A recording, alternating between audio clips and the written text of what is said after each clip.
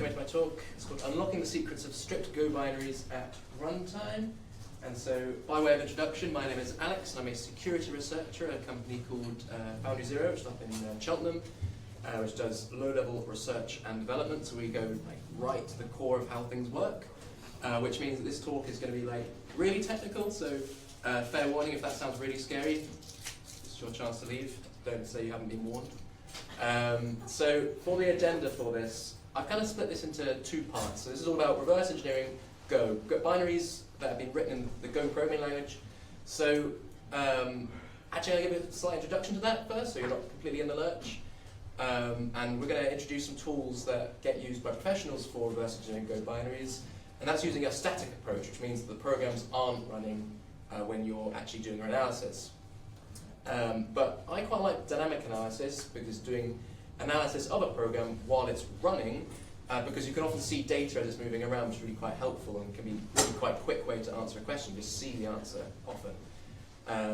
So we're going to try doing dynamic analysis on a Go binary, and we're going to see why it's really hard, which is why that's kind of leading us into part two, which is about kind of trying to have an approach for doing dynamic analysis which is a little bit smarter. It's going to take some of the techniques that are used in sort of these cutting-edge tools for static analysis and starting to apply those to dynamic analysis to really turbocharge reverse engineering.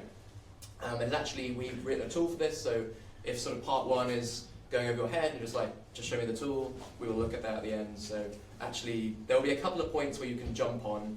I'm going to have to be quite quick because we've only got 40 minutes, so I'm going to get on. So, I don't know, breaking news, memory-safe programming languages are here. Actually, it's not that new. These things have been around since 2009 was the first release of the Go programming language, and the whole idea was going to usher in this new era where bugs can't exist anymore. It's not true, but it's a good idea. And sometimes you get binaries. If you're a reverse engineer, I don't actually get to pick what binaries land on my desk. If I have to reverse engineer, my boss says, "How does this thing work?" I don't really get to choose how the developer made it. And one day it was a Go binary, and so I put it into my decompiler. This is Ghidra, and it sort of spat out something that looked almost exactly like that. It wasn't exactly that, but it looked a lot like that. And if this is comprehensible to you, you're lying. It's not comprehensible. So we're going to have to do some work on being able to understand this and being able to reverse engineer it and understand what's going on with it.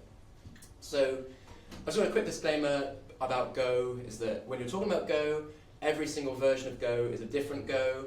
So this is a recent version of Go that we're going to be talking about, and I'm going to be diving into some of the internals of it, how it works, and how we can get some useful stuff out of it. So this is for Go 124. And just on the off chance you are doing any reverse engineering of Go, I highly recommend you have this open source repository explorer open in your web browser, and you can actually look at the release branch for all the different versions of Go, and you just see the truth for what the structs are at any particular version, but that's kind of by the by. So let's wind this back a bit and start talking about Go, because maybe not everyone knows about Go. So Go is a programming language, and it was designed to be readable, so a bit like Python, but they also wanted to keep some of the speed of languages like C. They wanted to sort of have a middle ground. So in order to achieve that objective, it's a compiled language, so it's machine code, but it does have something called a managed runtime, which means that there are some things going on as it's running to try and take a little bit of complexity away from a developer, and that is particularly to do with memory management. So in C, it's like DIY. In Go, they try and do as much as the memory lifecycle management for you as they can. So there's doing things like garbage collection, which is doing things like if you've got pointers and they've gone out of scope, being able to deallocate memory just for you. And one thing it has got, which is kind of particularly important for what we're talking about here, is it's got a static typing system. So if you're familiar with Python, you've got a single variable, you can it's quite malleable, whereas in Go, all types are a single type for the duration of their life cycle. If you convert one type to another type, you'll create a new object. So the objects stay the same type the whole way through. The other thing that's confusing for anyone who's done reverse engineering before is if you've done lots of C, we're very used to this idea of a null terminated string. So you've got your ASCII characters, and then you've got a 0 byte at the end, and that's how you know that's your string. That's how the end, you've got the end of the string is through that null byte. In Go, they're not null terminated, which means you have a point to the start of a string, and you get a length as well. So if you start trying to read it like a C string, you can have these thousands of characters long string, which doesn't make a lot of sense. It's because of the length, you're only meant to read 8. And they're also statically linked by default. I'm going to gloss over that for a moment.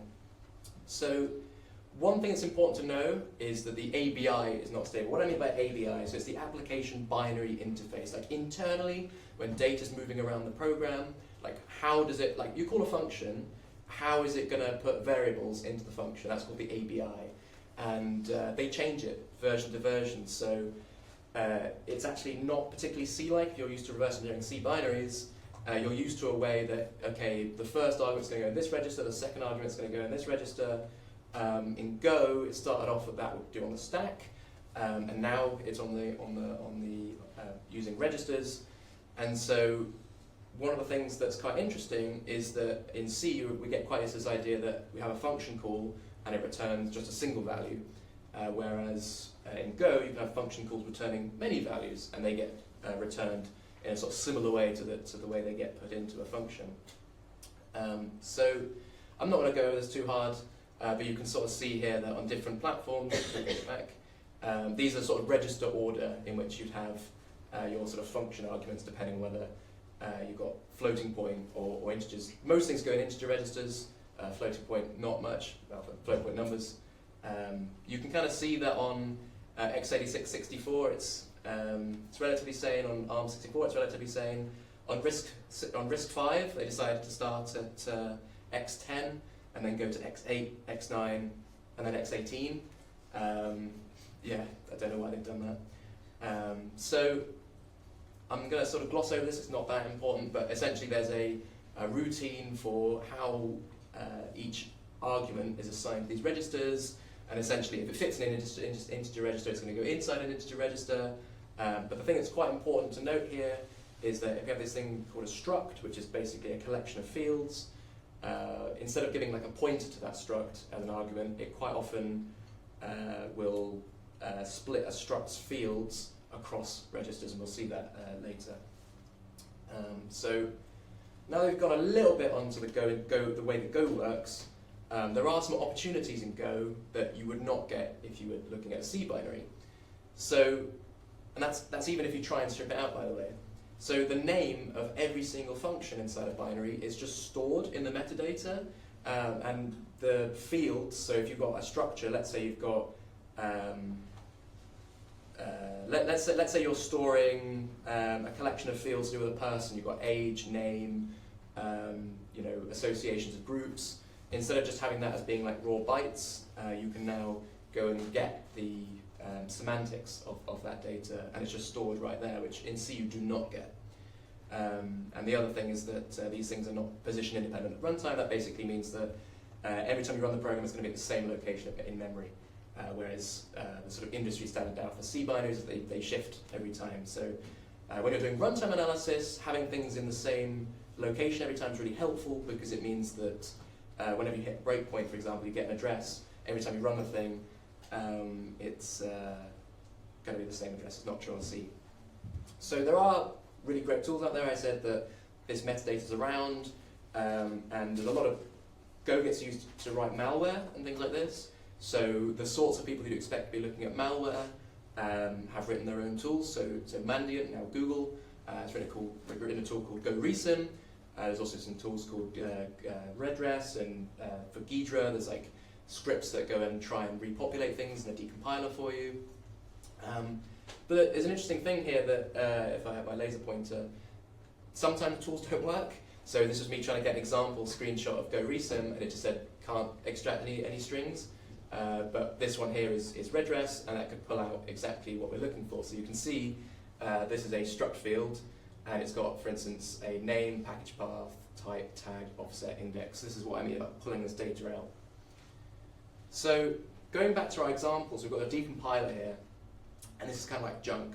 So what we can do is we can apply these static tools, and we can try and make it a little bit more useful to reverse engineer. So we can recover the names of functions, so sort of before and after, this is the names of these functions. You can recover them. So you can see this is instantly more readable than it was before. And so we can see here what's going on is it says, okay, listen to UDP. Okay, that's interesting. And then we go along and we say, okay, so it's going to do some reading from UDP. And then at this bottom here, we've got this JSON.unmarshal. So, a reasonable theory here is it's a UDP server, it's pulling in some data, and it's expecting JSON data. It's going to unmarshal that JSON data. So it's going to turn that JSON data into a Go object so it can start working on it. So that's what we got out of our static tool, out of just 5 minutes of looking. But there are still a few unanswered questions. So what port is the UDP service listening to? What object is being deserialized? You can see it's JSON, we have no idea. So one of the ways you could do it is you could do it dynamically. And so the way you would normally do this is you'd pick your favorite debugger. In this case, you might pick Delve, that's the Go debugger. It's kind of a bit rubbish for reverse engineering because it's designed for debugging and not for reverse engineering, which means it expects you to have debug information included. If you don't have that, it sort of falls over. The classic venerable is GDB. So if you've ever done like hacking normally, and you were sort of trying to diagnose a segmentation fault, this is probably what you've used. But it doesn't work that well with Go. I had some problems with it, it sort of crashed a bit. So there's a sort of new kid on the block, it's LLDB. It's essentially, if you've ever heard of the Clang compiler, the LLVM, it's sort of like a new generation of compiler, new generation of debugger. So this is sort of the new thing on the block. And you need to put in some commands to stop it from catching random signals from the runtime. So just a quick note on the LLDB, as I was saying before, it's the debugger for the LLVM project. And it is actually increasing the default for a range of platforms now as a debugger because it's, I think it's more permissively licensed than GDB. So if you use Android Studio, for example, Xcode, which is the IDE for macOS 10, it's now the default, it's just going to get used. It also works on a range of platforms from Linux, macOS, Windows, or BSD if you're crazy enough to do that. But it is sort of designed to kill your GDB muscle memory if you use GDB. All the commands are different, it's really annoying. So, and just to prepare you, this is going to get really in the weeds. If you are not that interested, don't worry, we'll sort of come back and recap. But just sort of for interest, if you're interested in how you might reverse engineer this, like with no assistance, just a debugger, I want to find out this information. What we're going to do is we're going to create a breakpoint on the call to resolve UDP address. We're trying to answer the question, what port is it listening to? So we're going to try and inspect the arguments of this function call when that breakpoint is hit. So we can go to the Go documentation and we can say, this is the function it's calling. And we can see that it takes in two arguments. One is network and one is address, and they're both strings. It's going to return two things as well, but not too interested in that right now. And so when you pass around strings in Go, you're not actually passing around the strings themselves, you're passing around a struct. And that's going to have two things to it. It's going to have a pointer to data, and it's going to have a length value. And because, as we mentioned before in Go, sometimes structs get split across registers, you're going to have register 1 is going to have the pointer to data, and register 2 is going to have the length. But it's worth bearing in mind this is a structure that's being split up here. That's how it works internally. So we can go and map that to the registers that we're looking at here. We can see there's x86. So we're going to say the string pointer for network is going to be an REX, the length is going to be an RBX, the pointer for the address is going to be an RCX, and the length is going to be an RDI. So this is all relatively straightforward. We can go and just interrogate that in our debugger. So we can say we're going to read REX, I'm going to read for a length of REX plus the length, so it's going to start and end for the memory read, and that's going to give us UDP. Great, it's looking quite promising. And then we can go and read for the address string, we can see 12852. So now we've answered our first question dynamically. Congratulations, pat yourself on the back.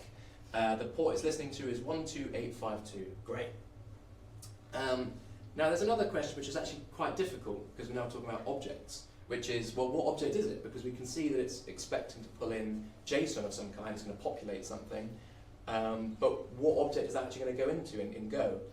And so the way you would do this is you would say, okay, well, I'm going to put a breakpoint on the JSON.unmarshal call, so I can go and look at that in the documentation. And we've got this funny thing here, we've got two arguments. We've got this data, so this is an array, so we're going to have an array of bytes as the JSON data, that's quite straightforward. But then we've got the second thing here, which is an any. Okay, how are we going to work out what any is at runtime? Well, we'll get to that. So argument 1's quite straightforward. This is just data.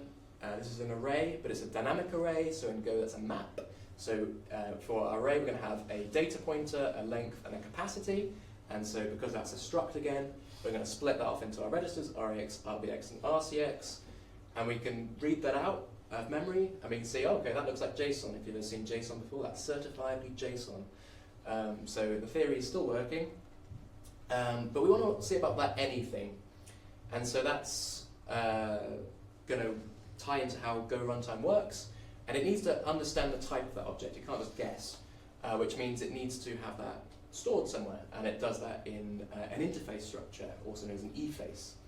And so that's going to look like this. So you can have a pointer to the type, and then you have a pointer to the actual data itself. Again, it's a struct, so it's going to get split across those registers. So we're now expecting to see a type pointer in RDI and a data pointer in RSI. So let's go ahead and read that. This is not useful. Turns out it's a pointer to another struct. So just reading it out like this is not going to give us anything particularly useful. And that's why we need to go deeper. So we can actually find out the type by reading something called a kind value. So if we have this pointer to this type here, and so we've got loads of metadata that we can work with. So we've got a size, we've got an alignment, and this is really the thing we're interested in here called a kind, and it's going to tell us roughly what sort of primitive type this type is, so things like strings, integers, etc. And so, just to be difficult, it's an enum value packed in the lower 5 bits of it. So what we're going to do is we're going to cross-reference that with the definition. So if we're going to go ahead and read that value, it's at offset 0x17. We can see it's this value 36, hex 36. As you say, it's packed within the lowest 5 bits. So if we go and do a mask, that's going to bring us the value 22. So the value of the kind is 22 something. And then we'll go into the Go source code and we count down this enum and we can see it's a pointer. All right, great, we've learned something, it's a pointer type. But you can actually go a bit further than learning it's a pointer type. You can actually read the name of that type. And so in order to do that, and hold onto your seats because this is going to get deep, we need to read something called the struct parameter from that type struct. And that's all the way down here. And you might think we've won because that's a strum, you just read that and get the name. Not so fast, it's something called a name off. What's a name off? It's not an insult, it's a name offset. And that's an offset from something else. And we need to go find that something else. And that something else is something called module data, which is a data structure in a Go binary, which is stored in the initialized data section. And it's basically going to record information about a Go executable file. And so for now, we're just interested in the type of information. And that's going to be in our module data struct, there's this value here called types. And we're trying to go and find that because the thing we had before was an offset from there. So we need to find this first. Unfortunately, we can't find module data because there's no pointer anywhere in the binary that just points to module data. That would be too easy. So what we're going to do is we're going to use this thing called a PC line tab, which is another structure in the binary. And that's going to basically tell us about the structure of a Go binary. And so what we're going to do is we're going to find this PC line tab and we're going to cross-reference backwards because the module data, the first pointer in the module data has a pointer to this PC line tab. So we're going to go backwards and find it. Don't worry about this. I'm having to speed through it because we're going to get this through quickly, but it's sort of kind of irrelevant. We just got to find where this thing is. So we're going to find the PC line tab, and what we're going to do is we're going to find the name offset from type. We're going to add the address the types found from module data. We're going to plus whatever flag spike, don't worry about it. We're going to read length as a variable length integer, again, don't worry about it. We're going to read the name as a UTF-8 string. So how are we going to do that? So we're going to read this offset, so it's 19,241. We're going to read the length, that's 0e. And then we're going to put that all together and we're going to say this is a main.log entry. Oh my god, that was a lot of work. If I've completely lost you, don't worry about it. That was sort of intentional. The point here was to say this is really hard and annoying. And actually, it just took me an hour to get the screenshot. But what we've done here is we've found the type at runtime. So we can go and, one of the other static tools we used before, redress or whatever, we can go and line that with main.log entry. And we can see that this is actually what the JSON is deserializing. It's deserializing a timestamp, service, level, message, and status code. We did it! Woo! Okay, that's the end of part 1. That was deliberately painful. And just to recap, because I lost you, there is lots of useful information you can find in a Go binary. And so static tools such as redress can actually recover this information and give you lots of things to know about a Go binary if you're trying to reverse engineer it. It's malware. I think I just illustrated that manual dynamic analysis in a debugger is not practical. Those screenshots took me an hour, and I knew what I was looking for, and I bored you stupid talking about it. So that does raise a question, which is, well, why can't we write a tool that does this all for us? Because it's well structured, and it's all there. So why can't we just write a tool? How hard can it be? And that leads us on to part 2. So if you disassociated in part 1, don't worry, this is kind of its own thing, so you can wake up again. So you're writing a tool, and any great tool starts with some requirements. In this case, it's a wish list. I just want it to just work, which is a great requirement. So what do I mean by that? I want it to work with all versions of Go, not just one. I want it to work on a variety of CPU architectures and operating systems. I want it to automatically annotate function names when I have breakpoints. I want it to handle those pesky Go strings. And all that work that we did with that type struct, that's really boring. I want it to do it all for me so that people who come after me don't have to look it up. So we're talking about complex data structures here, and we don't just want to parse them out, we actually want to display data. Because if we've gone through this effort of working out what a type is, we might as well use that information and display data with that type so it gets a really nice markup. And the call stack as well. And for some people, no external dependencies is a real big plus if you can't connect to the internet. So the company I work for a company called Foundry Zero, based in Cheltenham, and we create this tool already called HLEF, which is LLDB plus extended features. So LDB is the debugger, and our extended features essentially make it so that it looks quite cool, and sort of has gives it C strings and things like this, and gives you like a stack trace, which is open source, not a product. I'm not trying to sell anything. This was the baseline, so we had this already, and I thought, well, we've got this cool product here, and it can do stuff for C binaries. Like, what if we could do this with Go binaries as well? What if you hit a breakpoint, and instead of giving you nothing, it would give you like a Go type information, just display it. I thought it'd be really cool. So we need to talk about how this is actually going to work. So depending on the kind value, there may be actually extra data in that type header. So we're going to have pointer type, struct type, array type, and all this sort of thing. So these are all the different type things that get passed around. So at runtime, it looks a little bit like this. So you get this. So if you recall earlier, we read this kind value, and we worked out we were dealing with a pointer. Once you've read that, you can now know there may be some extra information down here. So for example, this is a struct type. And so we'd read this kind value, and we'd say, okay, it's a struct. Cool. I now know that it has some fields, because structs have fields. That's great. That's actually a slice type, which means we have an array of these struct fields. And so for every single field in the struct, we're going to have one of these struct fields, and it's going to give us a name, a type, and an offset. And that's actually all the information we need to parse those structs. So for each one, we can say, this is the name of it, and if it's like another struct within a struct, we can go ahead and have this sort of recursive process where we go back and read the kind value again, and then there might be some extra fields down there depending on the kind value. And this offset allows us to work out where inside the struct this type is going to be. So we don't actually have to wait until runtime to pull this information. We can actually do it all statically, which is how these tools actually work. So a full list of types is actually found in this module data, and there's only a single record per type. So this is going to look a little bit like this.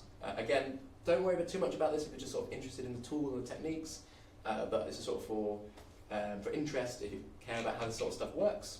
So what we're going to have in our module data section is we have a pointer to types.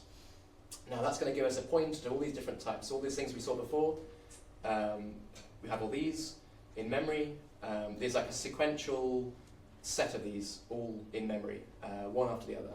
And because they have like different sizes, because they may or may not have extra fields, depending on what kind they are, so if it's a struct type, an array type, or just a generic type, has different number of fields. So you might say, well, how am I going to parse these things? Because I can't just do like a fixed offset to iterate through the array, because they have different length.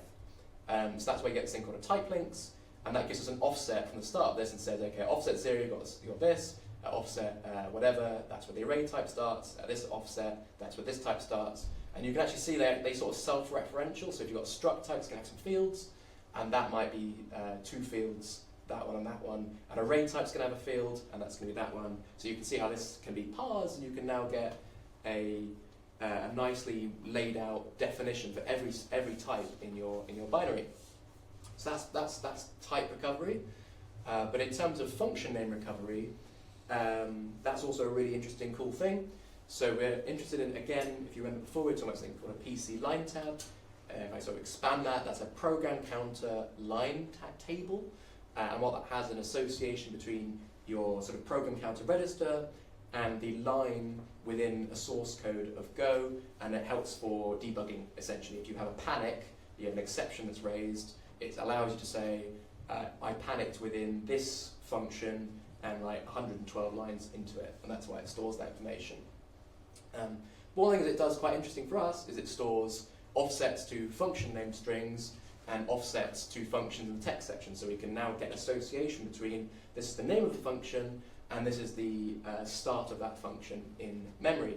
So it's got a scary looking header file here, but we're kind of interested in these offsets. So what we're going to do is we're going to read the number of functions inside our binary from mfunc. We're going to read an offset, which is actually an offset from the start of the PC line tab header, which is going to give us a function table. And once we've got our function table, we're going to read pairs of offsets for each function. The first is an offset into the text section, which is the start of the function, and the second is an offset from the PC header to a func header, so that's metadata about a function. So we're going to have, just to wind up for a second, we've got a pointer essentially to a function in memory, and then we've got a pointer to metadata about that function, so we can now read information about that function. And that's going to look a little bit like this. So in our PC header, we've got these func name offsets. So that's going to be a pointer to just a list of null terminated, which they decided they like null terminated strings now for this. And that's going to be a list of all of your function names, just like one after the other. But that's no good on its own. We need to know how that maps to functions in the binary. So we've got this PC line offset table. So we're going to have repeated values. We've got, so in order of the functions, we're going to have an offset to the text section, which is going to tell us where the actual function is. And then we're going to have an offset to metadata. And that metadata is going to be an offset, and that's going to bring us to our func header, which is going to give us, the most important thing that we care about here is the offset into this table to get the name. Again, they love offsets. I wouldn't worry about it too much. Essentially, you've got a logical association between this is a function and where it starts, and this is the name of the function. But we can associate those two things as the important thing. So there are some also opportunities, but I'm going to skip over this because we're low on time. But essentially, at the end result, we can rerun the previous questions. What port is the UDP service listing on, and what data type is being deserialized in JSON? And now, hopefully, we've written this tool. It's going to be an easier question to answer. So to start off with, we can hit a breakpoint, and this is on the resolve UDP address. As you can see, the tool sort of marks this up, so we can see the disassembly here. We can see that it's been marked up as being that function, which you would not get normally. We can see we've got a stack trace, so it's saying we're actually in main.main, which is cool. And we can go along here, and we can see now that our first argument, which is an RAX, it says UDP, and in RCX it says 12852. It's quite a lot easier, we just get the answer. I mean, we have to know the calling convention, so a possible future version would try and make that a bit easier, but for now we can see those things a lot easier than we could before. But let's try the hard question, because the other one was quite easy, which is what object are we actually deserializing? So we can hit a breakpoint at this call to the JSON.unmarshal, and now if we look at the top of the screen, we can see that it's recognized in RDI. We've got our Go type pointer, and we can actually see all that data there as just being displayed, which you would not get before. That's, for reverse engineering, that is a really, really awesome piece of information, let me tell you. And it sort of doesn't show how much work went into getting that, but there it is, just there. And it's also tried and it's got a pointer, just some empty data. It thinks it might be associated. It's showing nothing at all. That makes sense. We haven't actually gone into our function call yet. We sort of break before it. So now what we can do is we can sort of jump into this function. That sort of proves that our stack trace now works. So we've gone from main.main into encoding JSON.unmarshal. And if we sort of jump out of it, we'll see that type data's gone. It's actually because it doesn't return it. But just by good fortune, it's on the stack. And you can see it's actually populated this object with all this data here. So we can see there's a timestamp, there was a service, there was error, there was a message. This looks like sort of API log of some kind. But you can see if you're reverse engineering, just being able to hit a breakpoint and answer this question really quickly beats spending an hour faffing around with Go types. And we have actually got like a command. If you give it a type pointer to the data and then a type name, it'll just go and unpack it for you, which is really cool. So again, it's not a sales pitch. We're not trying to sell you anything. It's open source and free and all those good things. And it's on GitHub. And so if anyone could star it, we're really close to 500 stars. And that'd be really cool if we could get to 500 stars. So I'd really appreciate that if you could go and star that on GitHub. So how much time have I got left? I've got 10 minutes. 10 minutes. Yeah. Oh, great. So there are some challenges, which is kind of like by the by here. The Go developers really like to mess around with their internals. They state very prominently, do not rely on any part of the internals of Go for anything, and they mean it. They've changed it a lot. And so when you're writing a tool and you'll have lofty ambitions that say, I'm going to work with any Go binary that's been compiled the last 15 years, that's a problem, because whilst it's easy enough to do it for one version, doing it for all of them is a pain. So, for example, in Clef, the tool, we had to write 3 parsers for that PC line tab structure. That's the header and the function table. We had to write 5 module data parsers. That's how many times they've changed it. And that's actually going to be 6. Don't worry about reading this. It's basically like a spiel from the latest version of Go, 126, where they've said, we've changed it all again. Yay. So that's going to be 6, so I'll go do that later at some point. It's also worth pointing out there are some limitations to this tool. For example, all that metadata I was talking about before for types, actually, you might ask, well, why would you pass that around? Surely the compiler knows what those types are, and you'd be absolutely right. It only includes that information when the runtime needs that information. So in our example, there was like an any type. It needed to pass around the information because there's an any type.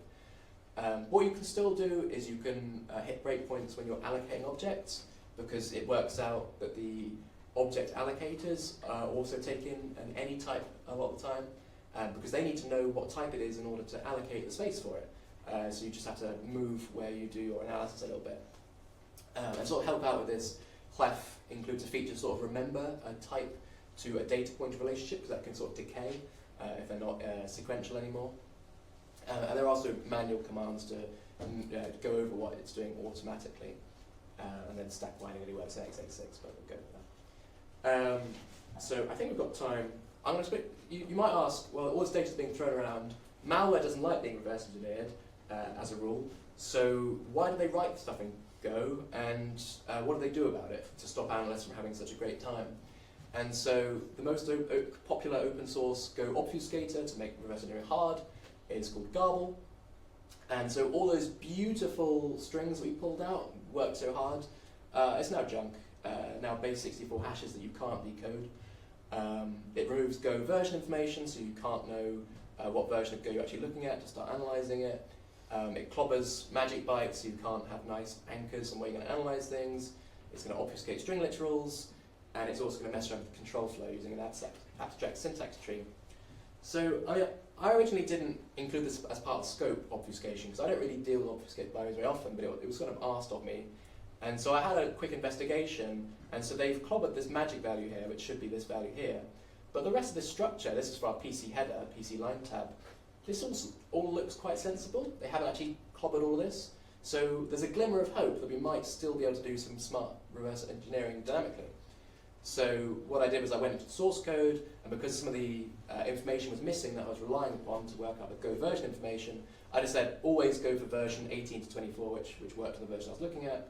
Just a proof of concept. This is where I would have a live demo, but I think we're short of time. But essentially, what that looks like is all of the function names are all replaced by like basically random data. But what you can still have is you can still have the structure of that types. So where before I might have been able to see all the metadata giving like the names of the fields, now I just be able to see, okay, but there's still a string, an integer, a string, and a pointer. Whereas before, you would have got nothing at all. So it's better than nothing. It's actually still better than what you get with C, even if it's obfuscated. So in terms of future wish list, I'd like to sort of have a bit more fallback mode for that, and sort of bake an awareness for some Go library function signatures. And that's kind of the end. I just want to have a bit of an acknowledgement here that actually Trello Bits ran a similar project, but ours is better. There was also a hidden hero here, which is actually, this was, so at Foundry Zero we have summer placement students, and this is actually a summer placement project. The person who did this decided not to get publicly recognised for it, but they were the ones who did a lot of the coding of this to write this tool, sort of taking the idea and running with it. So it's kind of their awesome work that means I could be here today. And this was a bonus, so when I delivered this originally, I gave it to Reverse in Orlando, and there's lots of high-flying vulnerability analysts over there. And so what we had in the Go runtime, so we had the student picked out their favourite line of source code from Go, and you know, it's a memory-safe programming language, so you can't have memory corruption. Well, there's this function in the Go source code called add checked, and what it does is it takes a pointer and adds an offset to it, and that's quite an unsafe thing to do actually, adding an integer to a pointer like that. You could go anywhere. So clearly, because that's a potentially unsafe operation, I added a string saying why it's safe. Now, if you've been around security for a while, you might have realized that just adding a string explaining why it's safe doesn't actually make it safe. And I was curious what justification they would give in their own source code. So I saw, would they use this function anywhere? They have themselves. So they take a point of these bytes and they give an offset and they say why it's safe. And the runtime doesn't need to give you a reason why it's safe, apparently. So it's a bit of arrogance there, really. So hopefully someone finds a bug in their runtime pretty soon. But I think we've got like 3 minutes if anyone is sort of not liquefied enough to ask a question. Hello, yeah? Just one out of interest. So the strings aren't null terminated? No. They're not length prefixed in the traditional sense. They're pointed to some data somewhere else and then how long that data runs for. Yeah, so it's a great question. On first glance, it looks like it. So it's not quite a Pascal string, which is probably what you're thinking of, where you have a length and then immediately you have like bytes. You have a string header, which points to two things. One is a value of the length, and one is a point to the data. So when you actually reverse engineering these things, it looks really confusing because Ghidra, the decompiler, will helpfully say that's a string because it's got a heuristic, but then it will assume it's not terminated, so you get like this huge block of like 1,000-line strings, even though it's just like 8 characters long because it doesn't know how to deal with it. Is the reason that Go implements it that way ever that you can therefore have multiple of those structs pointing to the same blob of strings? Yeah, they do. It's like statically held, so they just have pointers into this big block. So strings are immutable? They're always immutable. So in Go, strings are always immutable. You cannot add, append, move, change strings. What you can do is you can have bytes, so you can do a byte dynamic array, and there's a bit of a code on there to say if it goes over a certain length, it reallocates it and moves it. And then you could cast that again to a string, but what that's going to do is it's going to allocate a new string that is immutable, but it's just being generated on the fly rather than being statically stored in the binary like that. If that makes sense. It might be on the heap, it might be on the stack, it might be somewhere. Yeah? You don't have to know if the binary is using Cgo at all, if there's any kind of complication around that kind of boundary. So when you say Cgo, do you mean like if you've linked in C into your runtime? So if you're linking in with a C library, for example.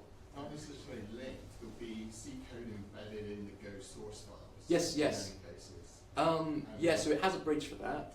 I assume it converts the calling convention into the C calling convention for that platform. I assume it doesn't actually, yeah. One of the really fun things about this is that you can do that. You can have C code in your Go binary, which means that you get all the memory problems of C in your Go binary, and they decided not to have ASLR, which is the position independent code, which means that, and there's a discussion on this online which is really fun to watch. I'm nearly out of time, but they had a discussion about whether they have mitigations, exploit mitigations. And they said, well, no, we've got a memory-safe programming language, we don't need mitigations, we don't need position independent, we don't need ASLR. That's like having seatbelts in restaurants, is what the developer said. But they sort of forgot that you can have C code in your Go binary, which means if you find memory corruption in the C code, now you've got like free real estate on gadgets for doing return-oriented programming exploitation, because it's all at principal locations. You don't have to have a leak. So yeah, in terms of that boundary, on the tool it should work fine because it's made for C, and then we added Go features on top, so it should handle that. I don't really see that. I haven't seen that before. It's not that common. Perfect. That's all we have time for, I'm afraid. So come find me if you have a Yeah. question.